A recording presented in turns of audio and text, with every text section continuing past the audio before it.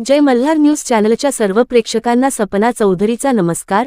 नंदुरबार जिल्ह्यातील शहादा येथील समाज कल्याण विभागाच्या वसतिगृहात जेवणातून विद्यार्थ्यांना विषबाधा 22 विद्यार्थ्यांना विषबाधा झाली असून त्यांना शहादा ग्रामीण रुग्णालयात दाखल करण्यात आले आहे, तर 8 विद्यार्थ्यांची प्रकृती चिंताजनक असल्याने शहाद्याच्या खाजगी रुग्णालयात उपचार घेत आहेत।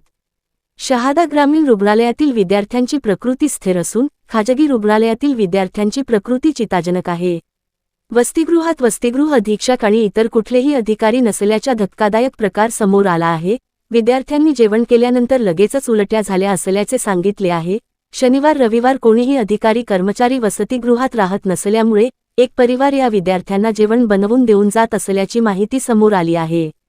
या घटनास्थळी जिल्हाधिकारी डॉक्टर मिताली सेठी, पोलीस अधीक्षक अश्विनी सानप यांच्यासह वरिष्ठ अधिकारी घटनास्थळी दाखल झाले होते।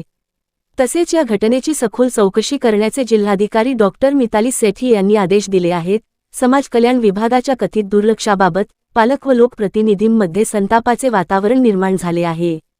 सपना चौधरी, जय मल्हार न्यूज, नंदुरबार।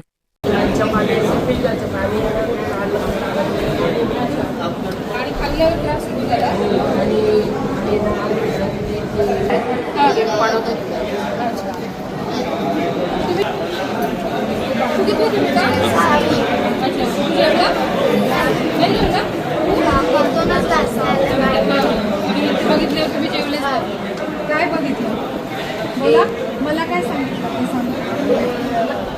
मुलीला 1-2 घास खाल्ला त्याने, लगेच तो पडून गेला, तडेच पडून गेला तो। आणि 2 महिने पेस निघायला लागला, लगेच पुढे गेली।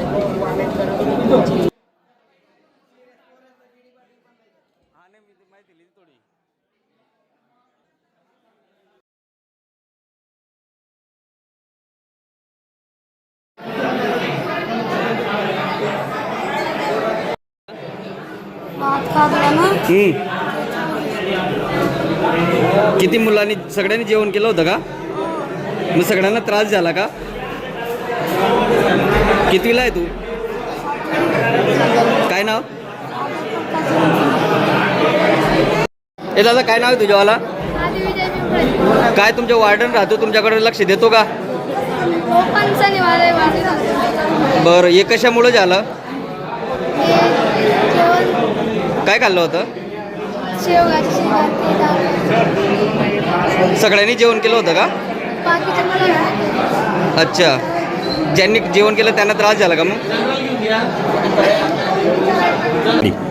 माझं नाव अजय बिजला सामुद्रे, मी राहतो प्रकाशाला। इकडं मला हॉस्टेलला टाकलं होतं, चांगलं हॉस्टेल आहे म्हणून। तिकडं आम्ही 6वीपासून आलेलो होतो, आता 10वीला आहे मी सर। आता मी 10वीला आहे, पण आम्ही तिकडं आनंदन बी केलं होतं। वार्डन सर बी आले होते तिकडं। वार्डन सरांनी बी सांगितलं होतं त्यांचे पगार काढलं तर त्यांचं काही नाही होणार, ते आणखी जेवण खराब बनवणार म्हणे। सरांनी म्हणे जाऊ द्या म्हणे, त्यांना आपण बोलून बी काहीच फायदा नाही होणार म्हणे।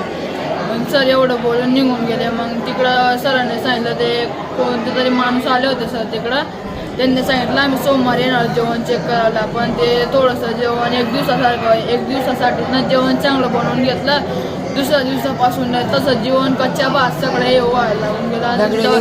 दगड निघायचे आणि आड्या निघायचे जेवणामध्ये। आज काय झालं?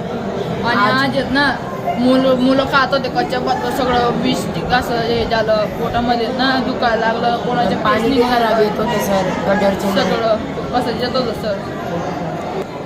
रेडी। माझे नाव जय गणेश मोरे, मी इयत्ता 10वी शिकतो। माझं इथे निवासी शाळेत शिकतो मी। इथे आमची शाळेत आहे ना, आमची शाळेत भातमध्ये काही बी तांदूळ, कडे बुडे काही बी निघते। आणि आता आज काय झालं, आमच्या मुलं आहे ना पोट दुखत आहे, कोणाचं पेस निघतं, कोणाचं फुलचे उलटे होत आहे, कोणती बेउसून जाते, कोणाला ओस। समाज कल्याणच्या जवळपास 20-25 विद्यार्थ्यांना अन्नातून विषबाधा झालेली आहे। काही विद्यार्थ्यांची परिस्थिती अत्यंत गंभीर असून त्यांना खाजगी रुग्णालयात ऍडमिट करण्यात आले आहे। माझं असं मत आहे की शासन हॉस्टेल्सवर, समाज कल्याण हॉस्टेल असो, इतर हॉस्टेल असो, विद्यार्थ्यांवर खर्च करत असते। पण इथे कोणीतरी वार्डन आहे जो कधीच इथे उपलब्ध नसतो, हजर नसतो। आणि कोणीतरी बिहारी परिवार आहे जो यांना कायम स्वयंपाक करून खाऊ घालत असतो. मुख्यालयीन वेळेत ते कधीच कार्यालयात हजर राहत नाही. शासनाने याची गंभीर दखल घ्यावी आणि सदर संबंधित जे दोषी असतील त्यांच्यावर गुन्हे दाखल करण्यात यावे.